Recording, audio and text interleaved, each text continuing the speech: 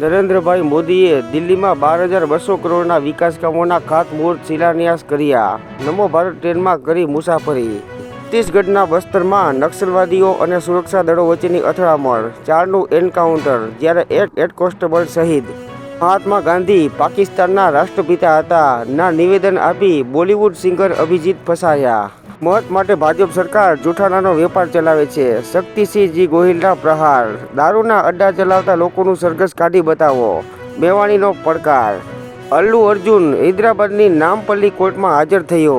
તેણે દર અઠવાડિયે કોર્ટમાં હાજર રહેવું પડશે અને સહી કરવી પડશે અને દેશની બહાર મુસાફરી કરવાની મંજૂરી નથી.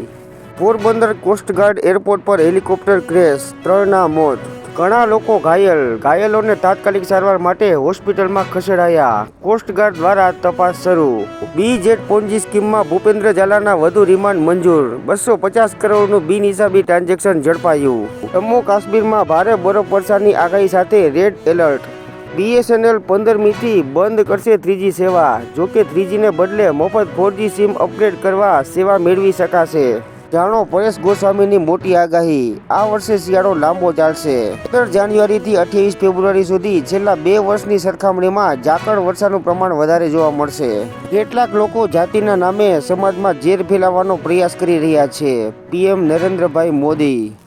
બનાસકાંઠા જિલ્લાના વિભાજન બાદ અનેક સ્થળે વિરોધ, ઉકળતો ચરુ. વિરમગામ પણ જિલ્લો બનશે, ધારાસભ્ય હાર્દિક પટેલનો દાવો. ખાનગીકરણથી ગુણવત્તાસભર શિક્ષણની ગેરંટી નથી, સરકારે વધુ ખર્ચ કરવો જોઈએ. રાહુલ ગાંધી. ભારત સરકારના ખર્ચે મધ્યપ્રદેશ આવનારા બાંગ્લાદેશના 50 જજોનો તાલીમ કાર્યક્રમ રદ. યુનુસ સરકારનો નિર્ણય. ચીનનો ખતરનાક વાયરસ HMPV દુનિયામાં ફેલાઈ રહ્યો છે. ભારતે તેનો સામનો કરવા અગાઉથી તૈયારીઓ શરૂ કરી છે. ઇટાલીના વડાપ્રધાન જ્યોર્જિયા મેલોનીએ મસ્કની પ્રશંસા કરી કહ્યું, અમારા મૈત્રી સંબંધો છે.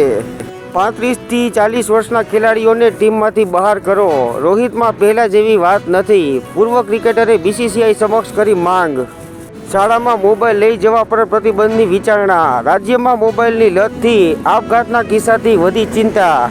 H-1B વિઝાને લઈને વધી રહી છે ભારતીયોની મુશ્કેલી. વિરોધમાં એક થઈ ગયા દક્ષિણ અને વામપંથી. અમેરિકામાં હિમવર્ષાનું એલર્ટ. 6 કરોડ લોકોને અસરની સંભાવના. અનેક રાજ્યોમાં ઇમરજન્સી જાહેર.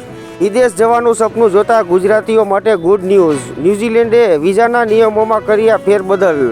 પ્રિયંકા ગાંધીના ગાલ જેવા રસ્તા બનાવીશું. ભાજપ નેતા બિગુડીનું વિવાદિત નિવેદન. કોંગ્રેસ ભડકી. મધ્યપ્રદેશમાં ચાર્જિંગ વખતે ઇલેક્ટ્રિક વ્હીકલની બેટરીમાં બ્લાસ્ટ. 11 વર્ષની બાળકીનું મોત, જ્યારે 2 ઇજાગ્રસ્ત.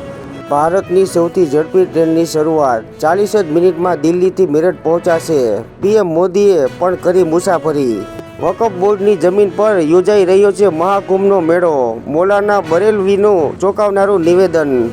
ઈસરોને અંતરિક્ષમાં વનસ્પતિના બીજ ઉગાડવાના પ્રયોગમાં પહેલા જ પ્રયાસે સોનેરી સફળતા મળી.